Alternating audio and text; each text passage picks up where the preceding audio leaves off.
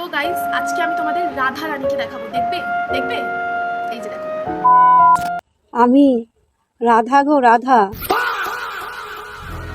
মানে ওটা রাধা না, ওটা রাধার ঠাকুমা, রাধার ঠাকুমা ওটা। আমার সখা শ্রীকৃষ্ণের সাথে রং খেলছি, দেখো তোমরা।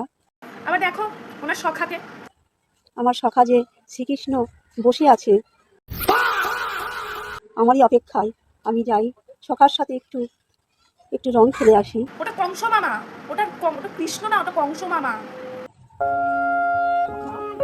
আজকে যে আমাদের রং খেলাবো, রং খেলা। গায়ে নীল আবির মেখে নিয়েছে, আর ওইদিকে মাথায় মুকুট দিয়ে দিয়েছে, হাতে বাঁশি নিয়ে নিতে, ব্যাস ওটা কৃষ্ণ, মানতেই হবে ওটা কৃষ্ণ। এই বৃন্দাবনের মাটিতে রাধা কৃষ্ণ রং খেলছে। মানে এরা সনাতন ধর্মটাকে মানে জাতা বানিয়ে নিয়েছে। মানে এদেরকে লোক এত কিছু বলে, এত কিছু মানে কমেন্টে খারাপ খারাপ কথা বলে, তবুও গায়ে লাগে না। মানে ভিউজ পেলে মানে যা খুশি তাই করা যায়। এই বৃন্দাবনের মাটিতে রাধা কৃষ্ণের খেলা হচ্ছে। বিশাখা, ললিতা, সব সখীগণ না জানি কৃষ্ণকে কতদিন না খেতে দেওয়ার পর কৃষ্ণকে এরকম দেখতে হয়, মানে আমচোর কৃষ্ণ, শুকিয়ে যাওয়া কৃষ্ণ।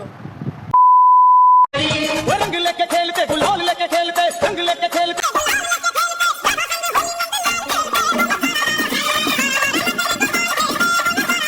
নিজেদের ধর্মকে এরাই ছোট করবে প্রতি অকেশনে, প্রতিটা অকেশনে এই মহিলা মানে যা তা সেজে আসবে, আর উনি ওটা বিশ্বাস করতে হবে। অভিনয় করছেন উনি, আবার ক্যাপশনও দিয়েছে অভিনয়।